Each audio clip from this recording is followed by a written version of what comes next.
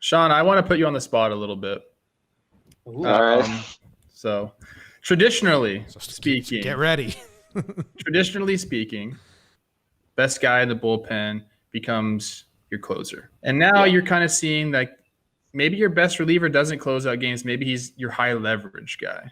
If you're a manager, you have this one guy who's clearly your best bullpen option. Are you going to put him in a high leverage role, or are you going to put him in the back end of games? If possible, you are going to want that guy to get the most important outs of the game. And those outs won't always be in the ninth inning. I like the idea of moving that guy around a little bit in the last 2 to 3 innings of the game when possible. And I say when possible because you want to give that guy time enough to warm up, to give him a chance to, come into the game fully ready to go.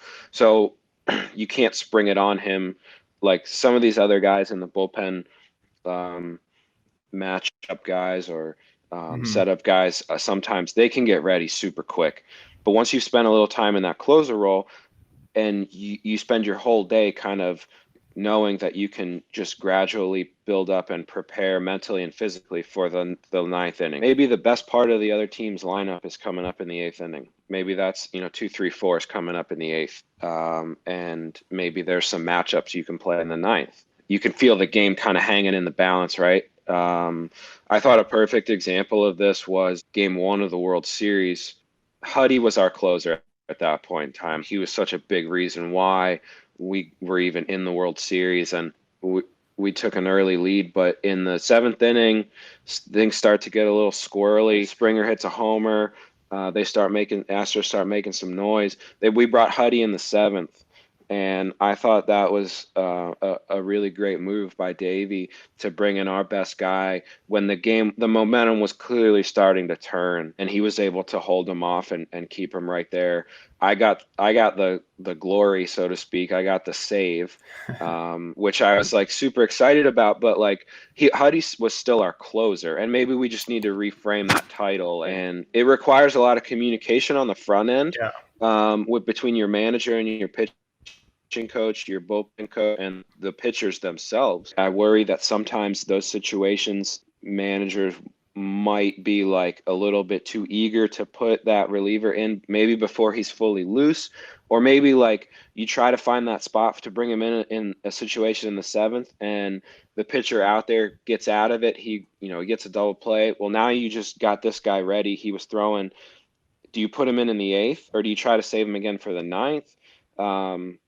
So like if you get him ready and he doesn't end up going in, then how do you handle it? What do you do with him then? It kind of comes off like common sense when you think about it now. Like, hey, they got, their 3-hole hitters on base and they got 4, 5, 6 coming up with no outs. Do you want your best pitcher up, or are you going to save him for 7, 8, 9 in the ninth?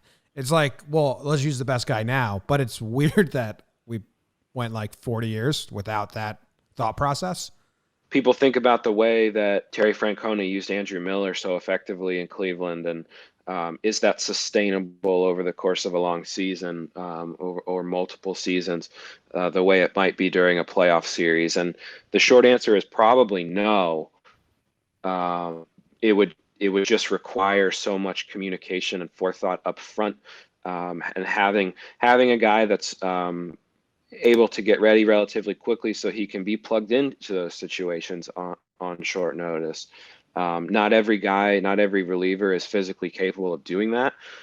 So you have to have the right personnel in the first place in order to do it. We think that is the future, that the closer role will be less defined and it will be more about matchups. I feel like now in such a numbers-driven game, like they want to put all players, not just pitchers, they want to put everyone in a position to succeed.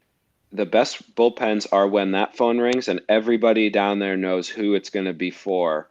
The phone's ringing, that hasn't even been picked up yet, and that guy's taking his sweatshirt off and he's already walking to the mound.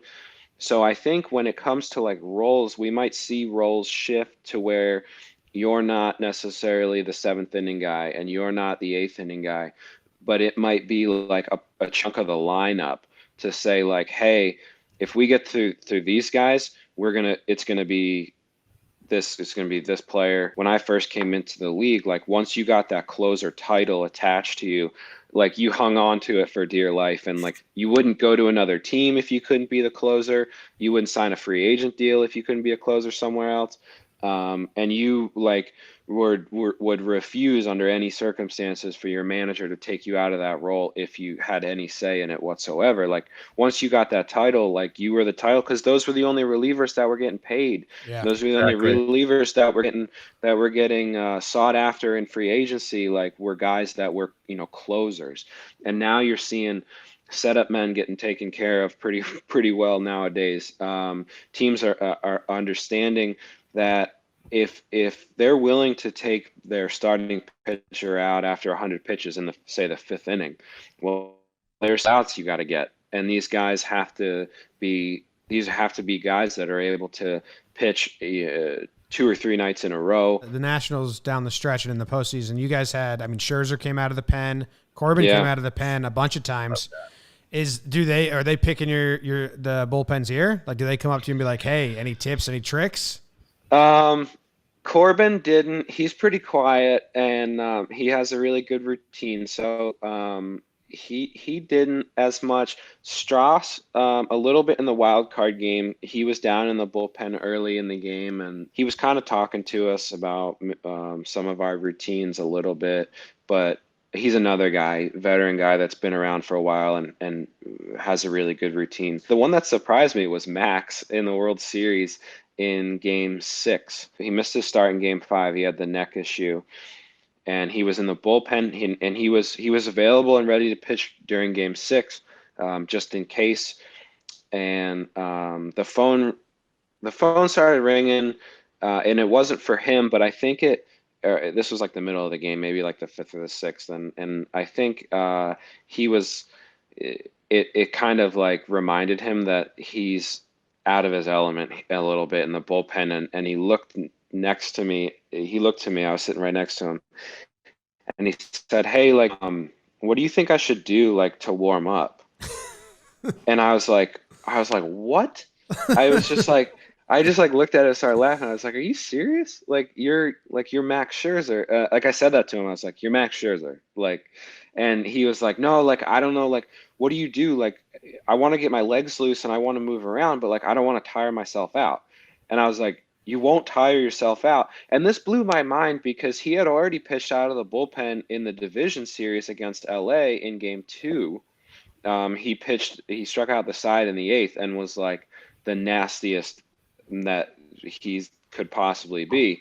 It was just a dominant inning. It was ridiculous. And so I was like, that's like another reason I was like, you've already done this. Like, just do what you did that time, because that worked pretty good. And but he was like, I just don't want to tire myself out, but I want to like start moving around a little bit. And I was like, I was like, I don't know, go over there and like jog back and forth. That's what we do. Like yeah. do some side shuffles, do some back pedal, like just get your legs moving a little bit. Like, I mean, you could play light catch with the catcher if you want, without getting him down. Like if you want to get ready quickly. I think they were just trying to flex on you and be like, wait, what's coming out of the bullpen? Like I just started out there. That's my bad.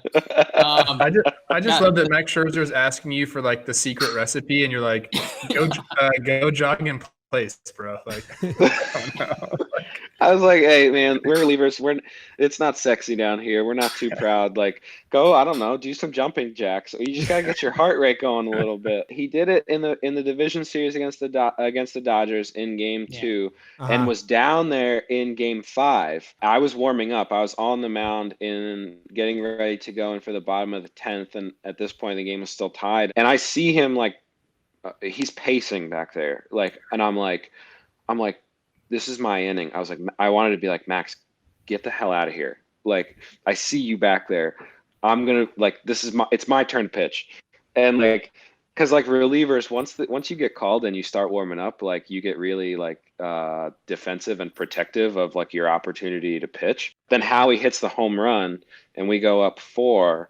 And he's still back there and he's pacing. And I'm like, all right, now you're just making me nervous. Are you basically saying I'm going to mess this up and you're going to have to like be ready to come like bail me out?